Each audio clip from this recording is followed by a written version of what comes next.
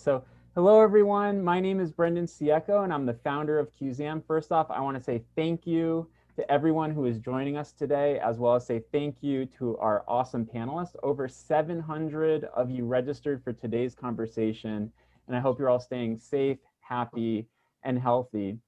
It's been several months since our last webinar where we recapped the year looking back at the various challenges, possible solutions, and best practices throughout 2020. I'm happy to say that those few dozen conversations have been viewed over 90,000 times by folks all around the globe. And to be honest, I was really looking forward to a webinar retirement as the museum world started to get back on its way to a more normal routine, if you will. I mean, spring is here, vaccinations are underway, and we're hopefully in a much more optimistic place than we were 4, 5, 6, 7 months ago. But as technology often does evolve in mysterious ways, and no sector is immune to these trends and to these disruptions and to these unknowns, there are some new and unusual topics amongst us that really merit discussion.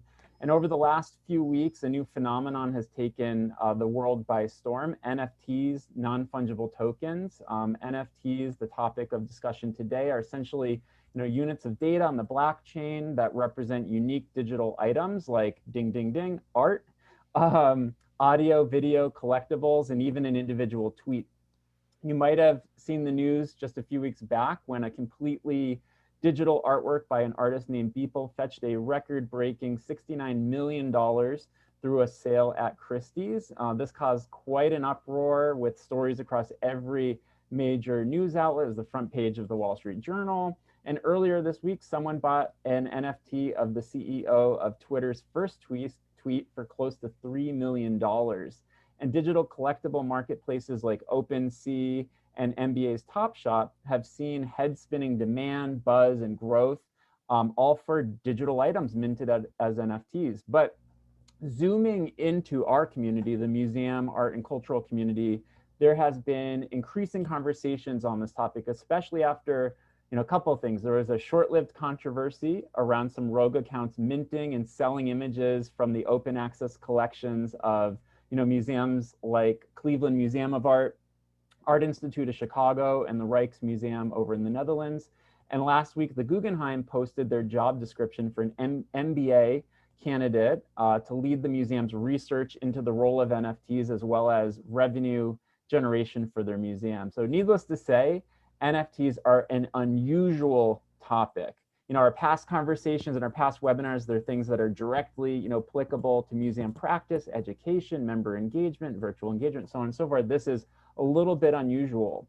And while this relates to blockchain and cryptocurrency, I want to give a quick disclaimer. We're going to try our best to leave the technical jargon out the door. And if you have any questions, I encourage you to post in the Q&A section. We'll try our best to respond. So we hope after today's conversation, you feel more knowledgeable about NFTs. And while some of us are bullish about the potentials of NFTs, there is an undeniable skepticism about this new technology and market. And in times like these, we feel the best thing that we can do is to educate ourselves and engage in conversations to unpack the subject from various directions.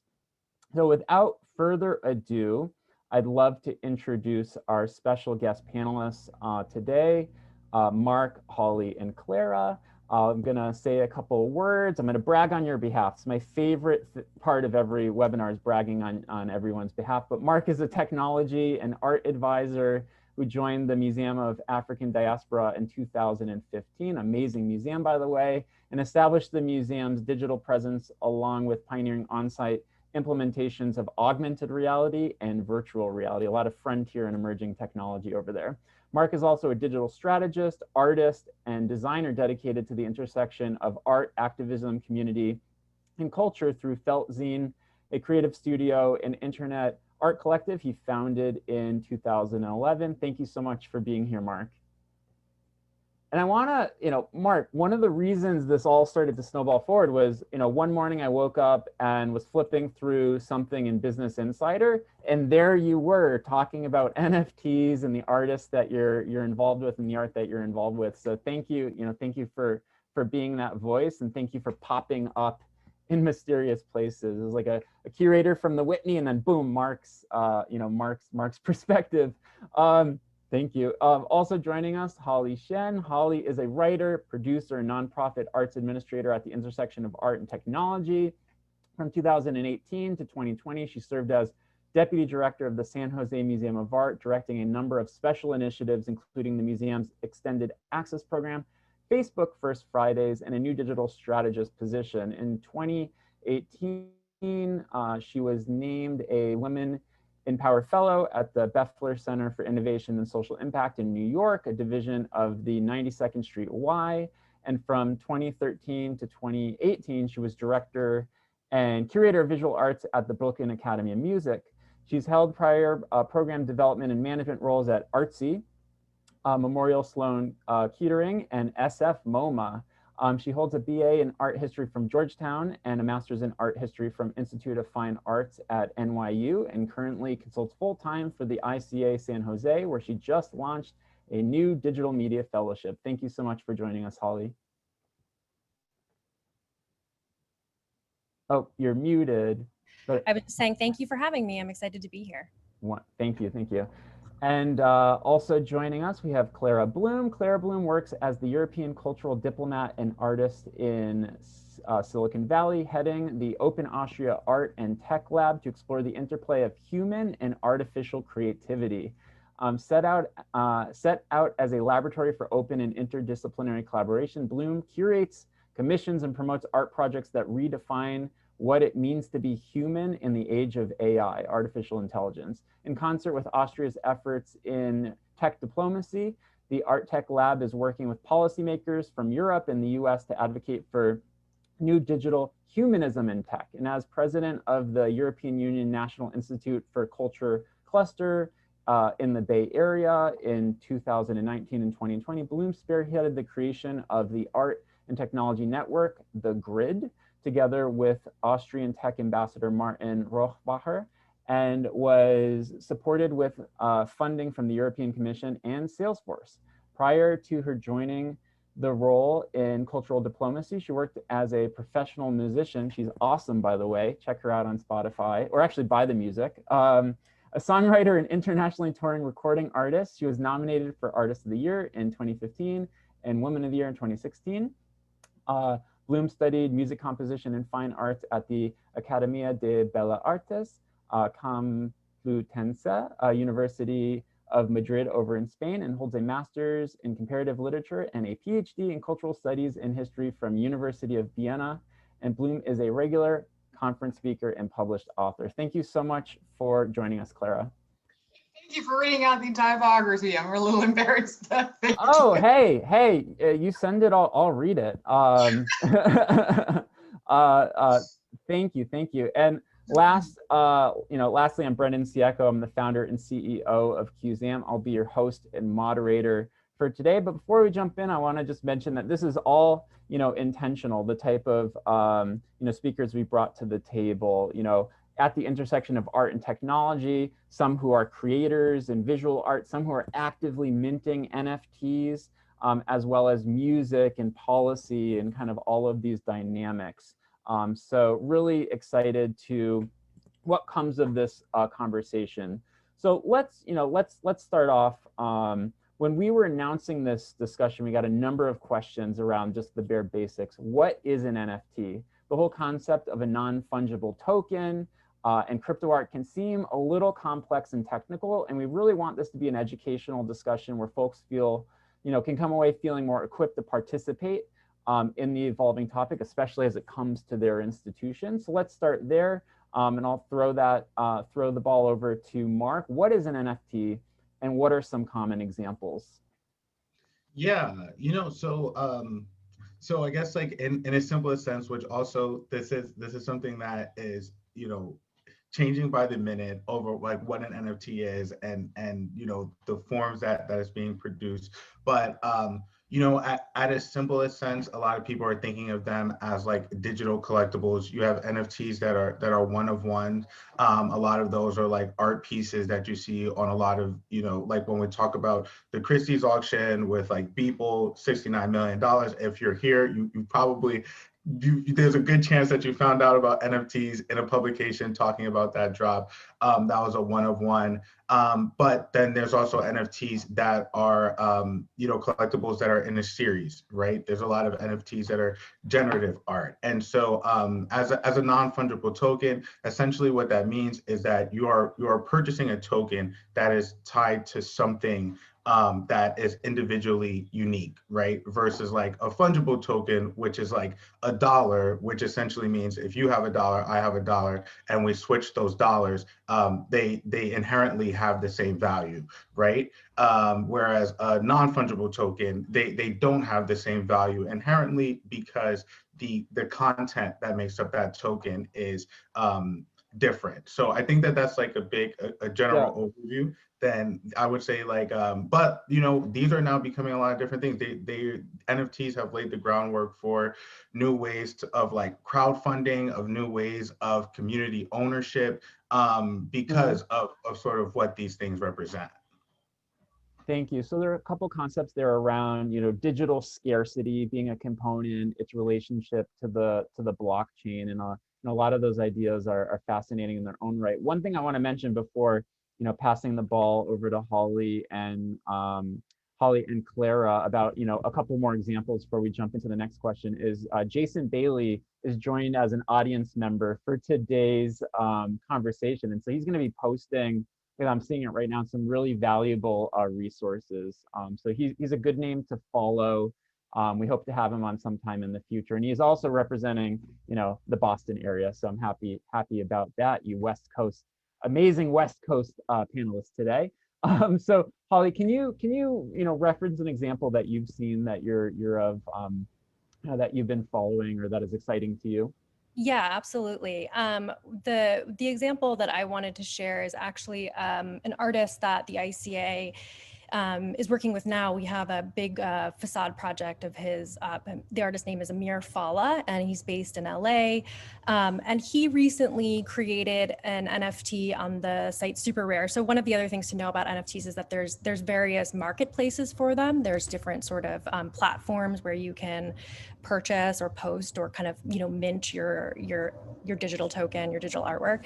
And so he is using the platform Super Rare and actually created a situation in which there is a physical painting, but once a person purchases the NFT, it automatically, like, the painting self-destructs, and so there's a video of it being burned, which I think is like a really clever, playful nod to the kind of like art historical trope of burning one's paintings or destroying one's work. And so it doesn't exist physically, but now it exists as this token. And another way to think of NFTs, it's not exactly a one-to-one correlation, but it does kind of help, is that, in the 60s, when the rise of conceptual art was happening, the concept of a certificate of authenticity was born, right?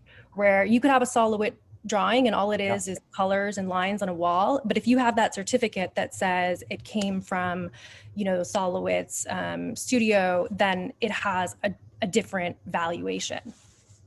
Yeah, that's a great point. And I've been thinking a lot about like Tino Seagal and Yves Klein and Felix Gonzalez Torres, a lot of these works that fall into that same general area of purely conceptual, and how do you authenticate or validate with a certificate, for instance, for its scarcity and validity.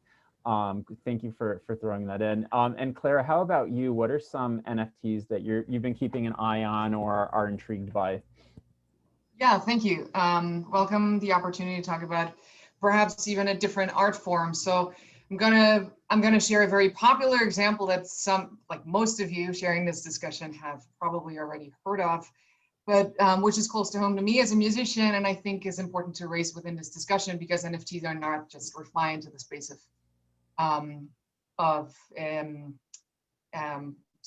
digital art. And in that case, it's about music, and that would be the Kings of Leon and their limited edition NFT new record, When You See Yourself. So why is this important? It's basically just following in the footsteps or the tradition of trying to reassign value to something that has completely lost value in our society, which is music, and has been devalued over the last 20 years consecutively. So there has been many attempts throughout the last 10 to 15 years to just get that back, get back ownership, be rewarded for one's work. In the tradition, for example, of Radiohead, the pay as you please model. But in reality, it's just taking back agency. In the tradition of the limited edition, so you have this token, and there's just a limited edition of records being sold as an NFT. And so you kind of have a collector's item, and that's important. And it just raises the debate for all musicians out there to, start taking back agency. It also raises a new host of problems around what it means if you're in a record label contract. And perhaps we can dive into that a little further in the discussion on like the potential and the pitfalls of this technology. But then again, it's not just refined to the space of museums and paintings, but rather this is applicable to every art form. Yeah. Thank you for that. I just wanted to. Oh, sorry, Brendan. I just wanted to really quickly just add to what Clara said and just mention a project that you can see at a website called mirror.xyz, which is very similar but focused on journalism and writing. And once again, just trying to bring value back to a space where, artists have traditionally been struggling, especially with the rise of the internet. So I think that that's really interesting that now blockchain technology is correcting a lot of those things too. Thank you. And something that's very important for us to jump into from the get-go and kind of these first moments is one of the biggest initial concerns right now about NFTs is the unbelievable amount of energy they require, since the transactions use a significant amount of computing power. So to kind of frame that and put that into context, recent data has shown that Bitcoin mining already generates about 38 million tons of CO2 per year, which is the equivalent of the annual carbon footprint of Slovakia. And NFTs, which are usually based on Ethereum, which is the second largest cryptocurrency, just making that distinction. And since every crypto art NFT involves multiple Ethereum transactions, a single NFT has an average footprint. And this changes day over day of about 450 pounds of CO2, which is the equivalent of an EU resident's electrical power consumption for about a month, driving 600 miles or a round trip from London to Rome. And I just want to put that into edible terms because I love Beyond Meat and Impossible burgers. But to put it into edible terms, same carbon footprint as the production of 45 cheeseburgers. Just putting that into framing for everybody. A lot of things taking place there. Quick note before we jump into that dynamic is now there's cryptocurrencies like Tezos, Engine, and NFT platforms like Eek and Newt, which are 99% more energy efficient. So they use about 1% or less relative or in comparison to Ethereum. So the question here, we realize it's kind of like a changing target and moment, and every day there's new news that comes out. When so many museums, if not all North American museums, are on a mission to reduce their carbon footprint and achieve certain sustainability goals, is this the #1 blocker for NFTs within the museum sector? Well, I'll go ahead and take this question. I think the environmental concerns are definitely top of mind for me, as well as this idea of the creation or the construction of artificial value. But for me, the environmental concerns, I think, even trump that, because the whole concept of NFTs relies on cryptocurrencies, trading cryptocurrencies, which in and of themselves is built on a concept of, the more people that are participating in it, the harder it becomes to generate the token, right? So the more that people that participate, the more energy the entire system needs. Also, the people who came in as early adopters are the ones who stand to gain or benefit the most. So it's sort of like, it becomes like a pile-on. It's a little bit of the pyramid scheme without that risk of it all being pulled out from under you immediately, but it still has that. And so the idea that it's a system built on the escalation of resources to create the idea of scarcity seems to me like a fundamental problem, and it would be hard for museums to justify getting into that market really early on before knowing more about potential other methods. Or now there's buzz about clean, green NFTs, ways to potentially reduce that carbon footprint. But I think that we're a far way off from that sort of development, and so I think it would be wise for museums to kind of pause before jumping into that, knowing that there are major environmental complications and considerations. Thank you. And Clara, just from a policy perspective, I know and from past conversations you're involved in sometimes policy around concepts or themes or technologies that don't even exist yet.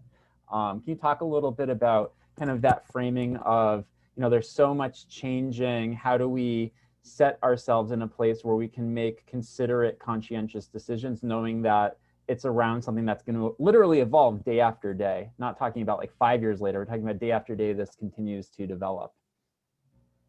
Yeah, thank you.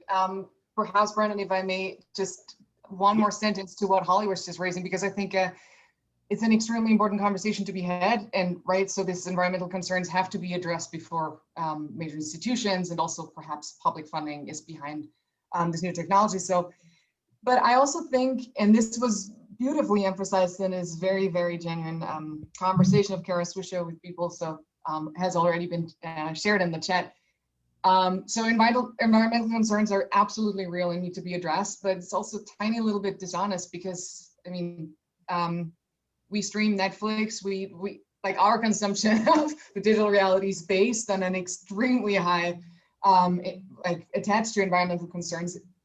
That's just the digital reality of it. So just to attach this to NFTs in particular is like raises red flags for me, because it's not just this technology that is environmentally challenging, but it is important that I think it's all this almost scandalous sale of 69 million that all of a sudden raises this concern. So it's more about the happening that all of a sudden people jump on environmental concerns, which have never been raised before in this space, because come on, Bitcoin has been around for forever, and that these concerns are only being raised now. So I wonder if we can have a more nuanced discussion on that, which totally follows what Holly just said, because there's another layer to it when it comes to museums and that ethical conundrum. But just wanted to lay that out there. And then to your second question, which is the policy question.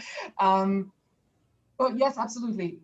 Tech policy is getting more and more complicated, because the faster we move, the more disruptive we are, the more harm will be done unintentionally, and more weird things will happen.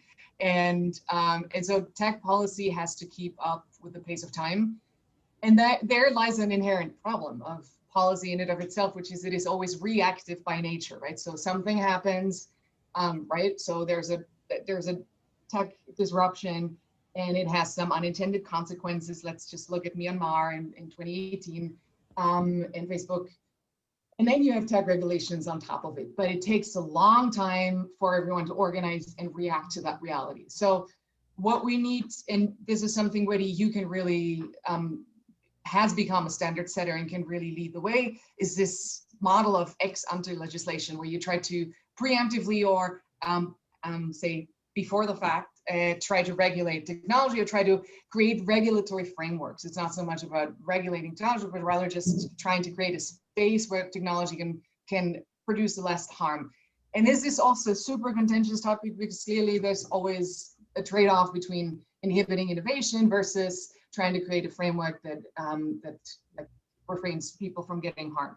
So in the NFT space, honestly, when you look at it from a policy angle, there's always the question of no harm, no foul, right? So if no one gets hurt, then the regulator really has nothing to do. But there are a couple of concerns that need to be addressed and will be addressed in the coming month. And I think the most important is this consumer awareness and consumer protection. So if the consumer doesn't know what he's buying and is not like literate in NFTs, and there's lots of stuff that could go wrong. So there is an angle for policymakers to really address this. There's also the aspect of the volatility of cryptocurrency, so that perhaps the space is really refined for people who have the financial capabilities to just use cryptocurrency much more at will, right? So it already benefits the ones that have accumulated the wealth. But then again, that has always been true in the art market. So there's some concept that we can't mix because all of a sudden we talk about them, but they have always been true in the art world. Because there was also the concern of the money laundering, which to me seems kind of silly because that is also narrowly part of the art world, and that's always been part of the DNA. And I think most importantly, I'm just going to stop there, to not monopolize this, is the question of copyright laws. And there it gets really thorny, and we need to be very, really look at these things. How can you assure that people don't create an NFT with content that is not their own? Mm-hmm. And let's talk about that, because they're obviously starting to become more and more buzz around NFTs in museums. And there was one incident recently where an outside collective used open access, so public domain, free to use, no rights reserved, no copyrights reserved, from several famous institutions to mint and sell NFTs. And as a result, a lot of new questions emerged. There's a really dynamic, lively Twitter conversation, many Twitter conversations about it, a lot of strong opinions about what this means in the context towards open access, amongst other things. And so I'm curious, do you have any knee-jerk reactions or maybe some ideas for exploring the relationship, or how museums might explore the relationship between their collections image, whether they're open access or not open access, and the opportunity for digital assets to be created for an audience, whether it be the people that are speculating, whether it be the investor, whether it be their audience. What might it look like if a museum were to take a step in working from the collection to start doing anything with NFTs right now? Mark, I'd love to hear from you on this, because you actually know how to mint an NFT, which is probably a rare skill set in the museum world today, but maybe not a couple weeks from now. Yeah, well, okay. So I mean, I think the first thing is, I think when it comes around, things that are like, open access and stuff like that. I think, well, even things that are not, I feel like to Clara's point, in a lot of ways, these are things that artists have been thinking about and working with, like, even before NFTs, right? So you think of someone like Richard Prince and what his sort of like making art that is copies of other art almost on purpose to I mean, honestly, to be provocative in some sense. And I mean, you are going to get that in the NFT space as well. I think that, so I think that there's an artistic statement that's being made there that's sort of always going to be around, and NFT and the NFT space is just another artistic realm, just like a gallery or a museum space that's going to play out. So I think that's one thing. I think when you think about collections, one of the interesting things is that, because everything that's happening on the blockchain is so public, it also does protect from fraud in an interesting way, because you can go out and, tweet from your museum account, this is our Ethereum address. If you see something that claims to be an NFT that we own or that we minted, that's not from this address, this is clearly fake, this is not real, report that. And especially if you're working with something like OpenSea or any of the tons now of NFT marketplaces, they have a responsibility then to take that down and to not profit from that. So so I think in those senses, it can protect the rights and the usage of pieces for museums. And I think it's something that's so early now. It's like no one necessarily has the rights yet to mint their collections, right? Because that wasn't written into any of the the acquisition documents, because they just weren't thinking about this technology when they acquired these pieces. But I think the idea that you can go back and address that and use that as a way to protect your art is something that's definitely important. And I think that in the future, this is probably a feature that will be written into most softwares that are built around cataloging, your collection. So I think that technology is really powerful in that way. Does it totally stop from art, like stealing art or from using art in ways that might be inappropriate? No, but it is, I think, a step towards more protection than we've ever had. That's interesting, because even on your last point, with or without NFT, it's kind of like an agnostic topic.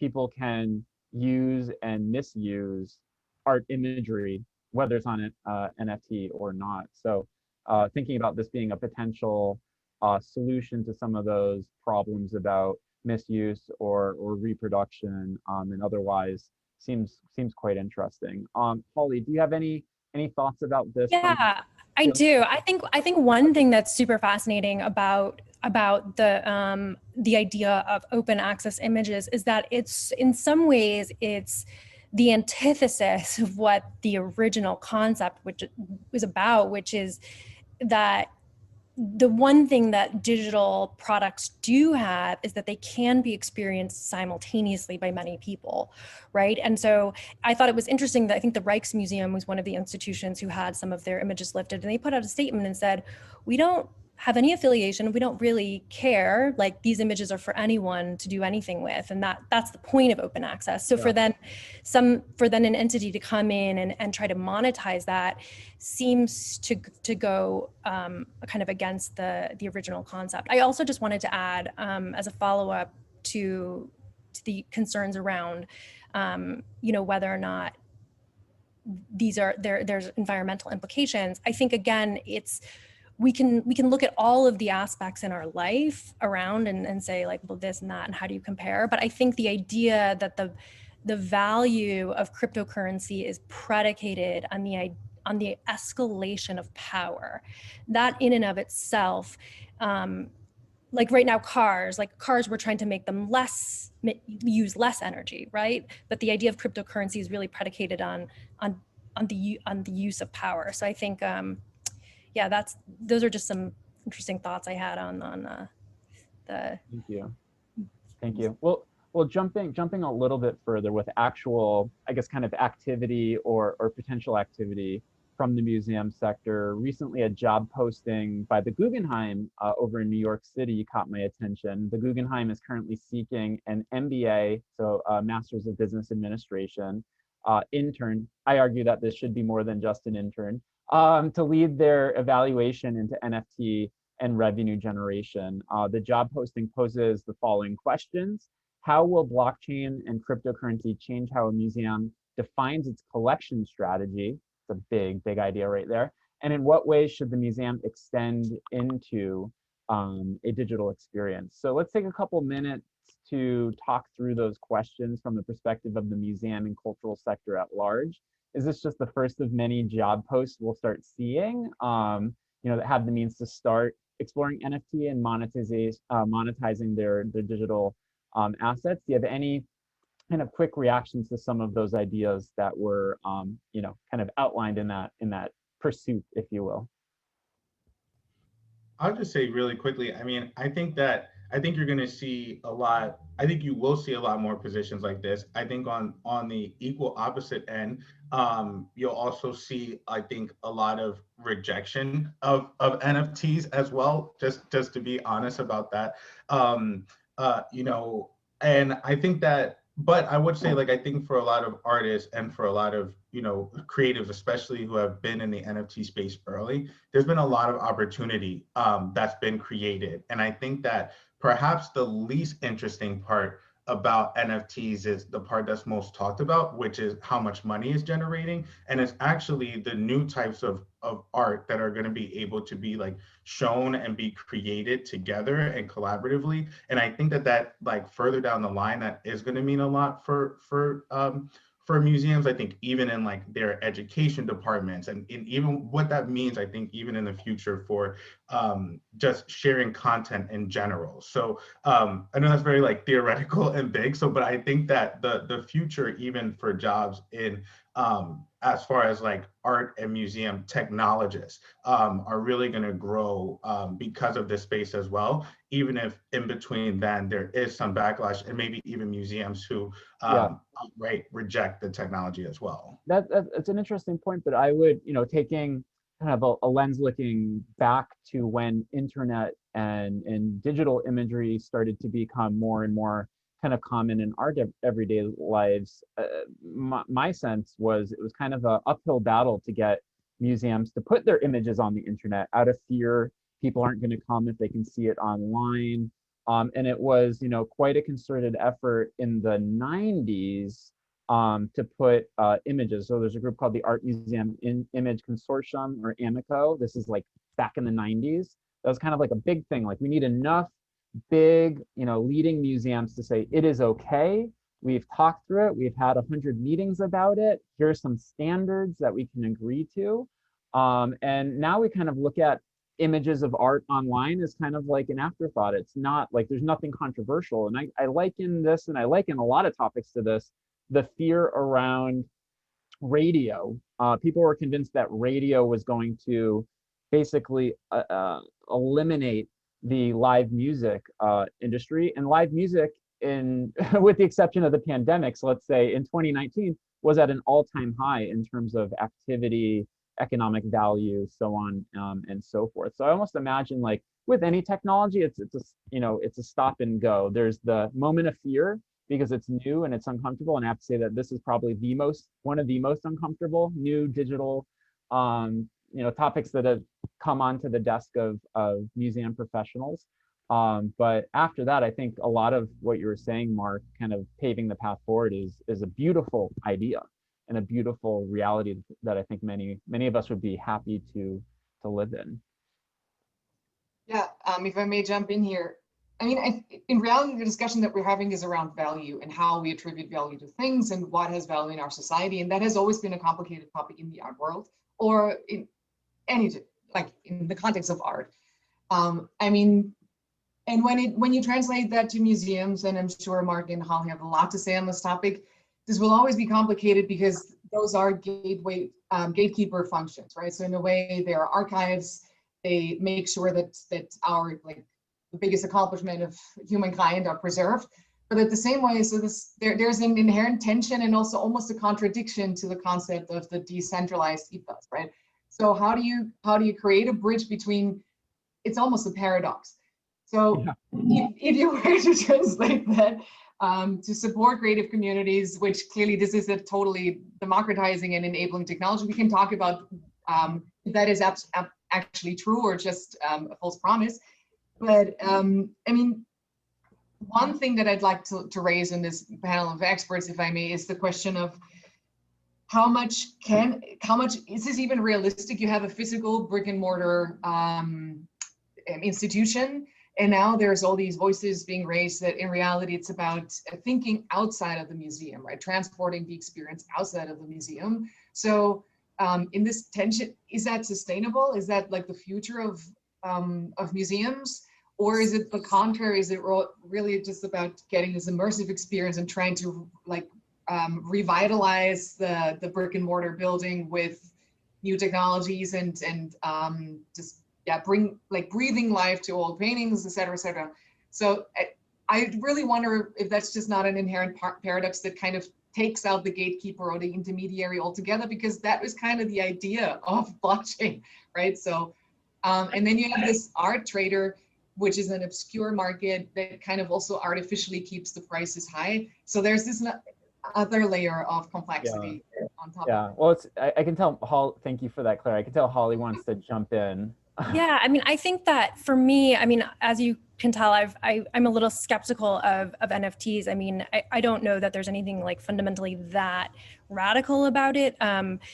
It sort of mimics a lot of the ways the art market already operates. But I think that the real potential is for contemporary artists. I think that as a disruption to some of the traditional way of making and selling art, it is giving opportunities to artists to find new outlets for selling and making a living off of their work. And I also think that because living artists and contemporary artists are the ones kind of parsing this technology, like they're the best equipped to critique it and to interpret it. I think it's more problematic when we talk about taking historic works, like the Mona Lisa, and trying to monetize the digital token of the Mona Lisa through collective ownership. I do think the idea of collective ownership is an interesting one for museums to explore in terms of, generating interest from stakeholders. The idea that a collective body of people could own, the digital token of an artwork is something worth exploring. But again, I think the real exciting moment is for contemporary artists, which is why I wanted to share the example at the top of Amir Fallah, who's somebody, that we've worked closely with and who is experimenting in this space because of the depth of opportunities to explore questions around value, around authenticity and ownership, and also authorship. Thank you. Well, this is a good segue to the next thread here. From recent media coverage, it's understandable how NFTs could be driving hype and excitement, as well as lots of skepticism and even anti-hype sentiments. I want to take a second to explore a recent article that I read, a couple weeks ago in TechCrunch, which examines the inclusive potentials of NFTs in the art and creative world. The article calls attention to one artist, Amir Carter, who has found that NFTs can help him and other artists to create and share their work in ways that hadn't previously been afforded to them. And Carter plans to launch an inclusive platform and ecosystem for NFT artists and collectors and curators, which aims to overcome some of these traditional elitism or gatekeeper, as we've been describing them here, aspects of the art world. So do you have any thoughts on the potentials of NFTs to produce more inclusive platforms or opportunities for artists, therefore maybe enabling museums to diversify their collections? Mark, I know you're super active. When I check your Twitter stream, I can see you're super active in kind of adjacent threads. Can you talk a little bit about this? Yeah, totally. I mean, 100%. I mean, there is, digital inequities that exist. There's digital divide, which we've been, talking about for decades now. But I think that sort of taking that, understanding that exists, but also understanding that, for a lot of artists, it is difficult to get gallery representation, right? I mean, it's difficult to get a solo show.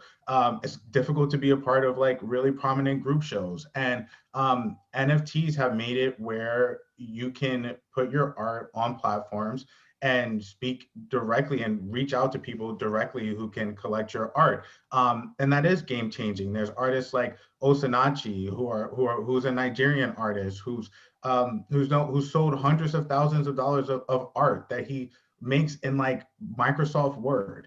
And I think that galleries weren't paying attention to his work. And I'm sure that they regret that now, right? I think even the idea of of what Beeple was able to do, however you feel about his art aesthetically, I'm sure galleries wish they were representing him now, right? But I think that that's sort of the thing. I mean, I'm someone who does a lot of digital curation, but I'm also able to recognize that there is something that's different when it really is community-based curation, right?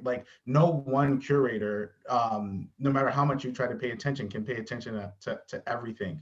And when you see the type of artist and the type of art that is able to be successful, and the way people are able to support themselves, I think it does become clear that the system that we had, didn't include everyone, right? And I think that means a lot of different things. I mean, there are, women who I've seen who I think had a lot of issues getting into the gallery system, who are now able to sell a lot of their art and now have even more sales in the secondary market. I think artists and creators are one thing. I think collectors are another thing. The amount of art collectors that have grown because of this technology is amazing as well. And that's something that I'm interested in, getting more, you know, collectors of color into the space, right? So that like their voices can be heard as collectors and people who want to support the arts. So I would say definitely. Are there problems? Of course, but are things changing dramatically? Totally. So cool. Thank you. Amazing. And one of the groups that I've been keeping an eye on is the Mint Fund, mint.af, and they're focusing on Black, Indigenous, and people of color plus LGBTQIA communities, kind of encouraging and funding the works by underrepresented communities, which are the underrepresented communities in the collections of all museums or majority of museums. So I even see that as a potential avenue for exploration when you think of what does a artist residency or funding for the next generation of arts or fellowships around around new forms of art. That's there are a lot of interesting avenues there, to say the very least. We have about 15 minutes or left to go. I know we have a couple more themes to dig into, but let's talk a moment about revenue. It is no secret that in the past year, there's been financial challenges for museums of every shape and size. And in looking at the power and the capability of leveraging virtual channels to recover lost revenues, there's been lots of experimentation in that realm. And so if museums were to start minting their own NFTs of their collections, or commissioning new works, or partnering to create new works, or remixing historical works with contemporary artists or creatives, do you think that there could be a new avenue here to both generate revenue, generate buzz, and expand their reach, expand their audiences?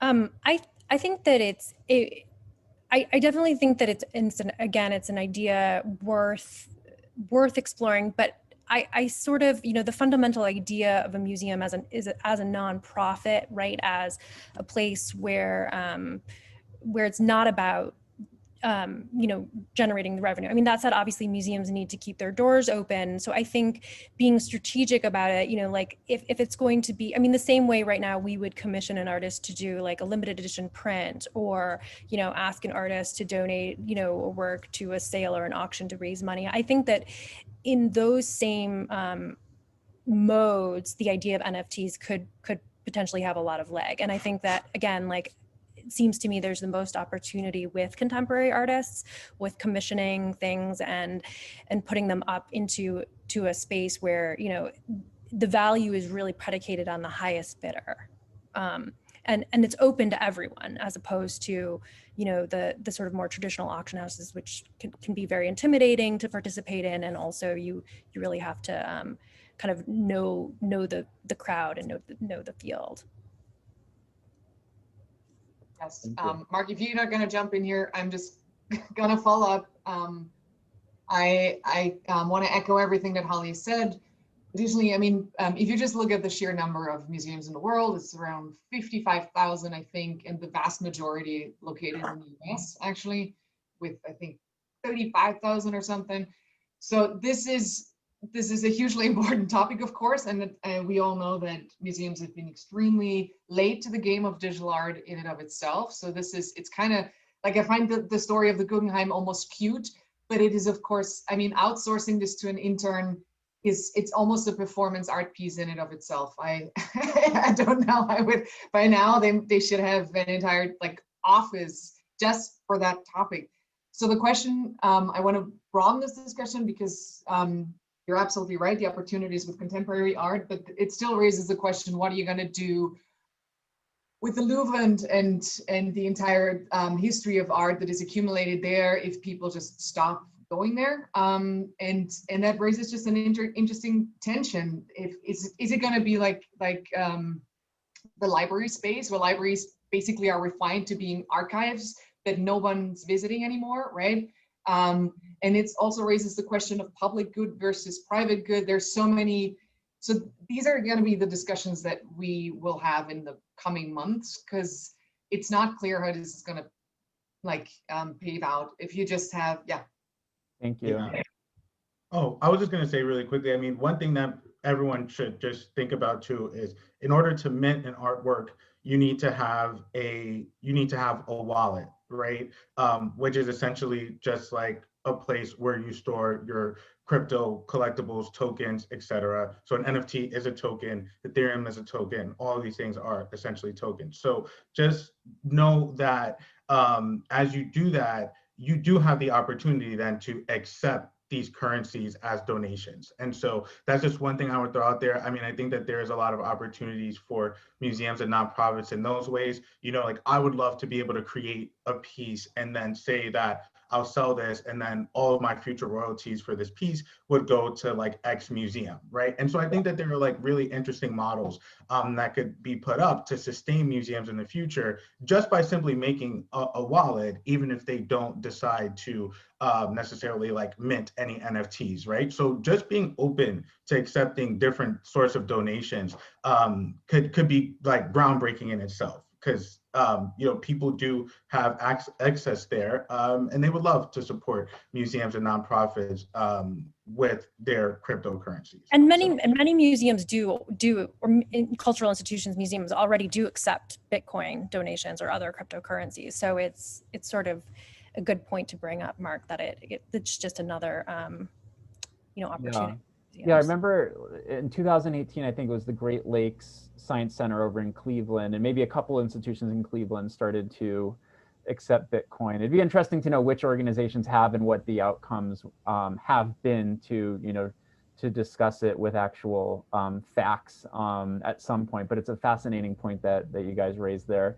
So this is all great, you know, this is all accumulated and rolled forward into our last question. I wish we had more time to dive into questions from the audience. This might merit a follow-up in the upcoming weeks, because there are a lot of unanswered elements that are critical, that are important, that are worth bringing you know, a variety of different minds together to discuss. But you know, ultimately, no matter how any of us feel about NFTs, it seems likely that there will be implications for museums, for cultural institutions, for all types of organizations at large. And I believe at some point, the community might consider developing policies or best practices, if that word can even be used here, around NFTs. And is now the time to start laying the foundation for, you know, a museum community-wide policy or shared approach or shared, you know, ideology around this emerging technology? And if so, you know, what are some of the concepts that each of you would recommend there? And I want to start with Clara, because you're, you know, actively involved in, you know, policy creation and discussion around, you know, ethical implications around artificial intelligence and producing more humanist forms of technology in this very disruptive world that we live in. So what would your, you know, what would your 2 cents or your 2 ETH be on this topic? You like that, Mark? You like that little pun? All right. Now we're having fun. Now we're having fun.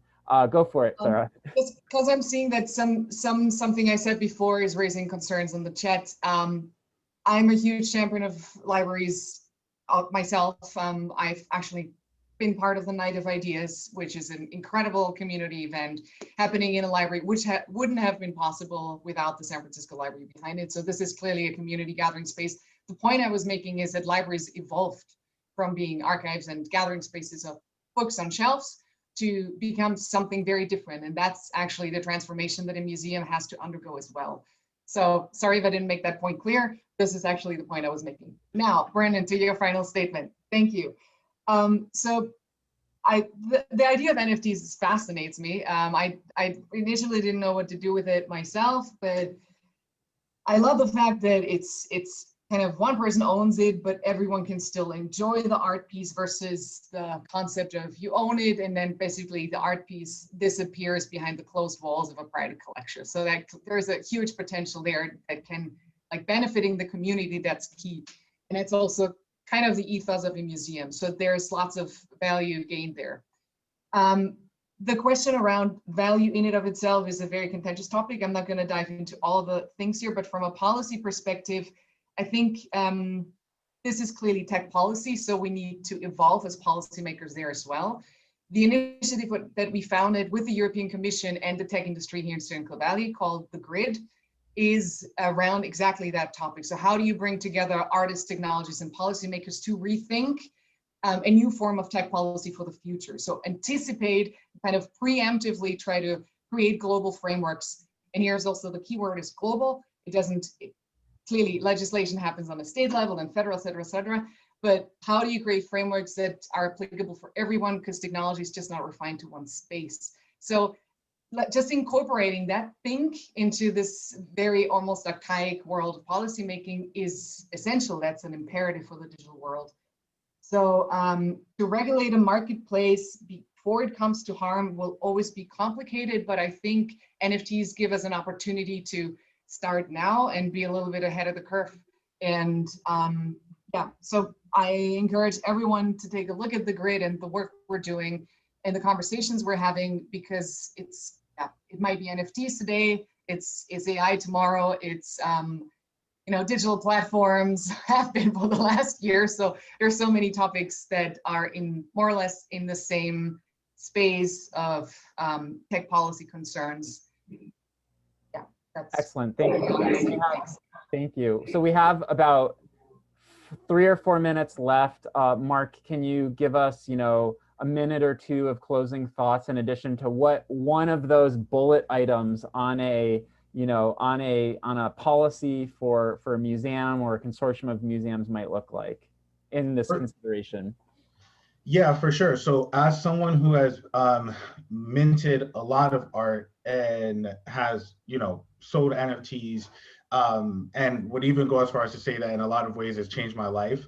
Every time I mint a piece, I have no idea what I'm doing. And so I think even the idea of like, what's good to put in a description, what information should be available, what sort of like do we include a rights statement? I think that there are people who are much better than me at thinking of those sort of things, especially when it comes to like the type of data that should be available and the type of you know, like what does it look like if a piece is primarily being presented as an NFT, and that's part of the way it's being presented, what does a credit for that look like? What does a caption look like? Like these are all things that, you know, we're just sort of making up on the fly, especially as artists and creators that are in this space, especially as more artists who are very internet based are now becoming artists who are seriously selling art.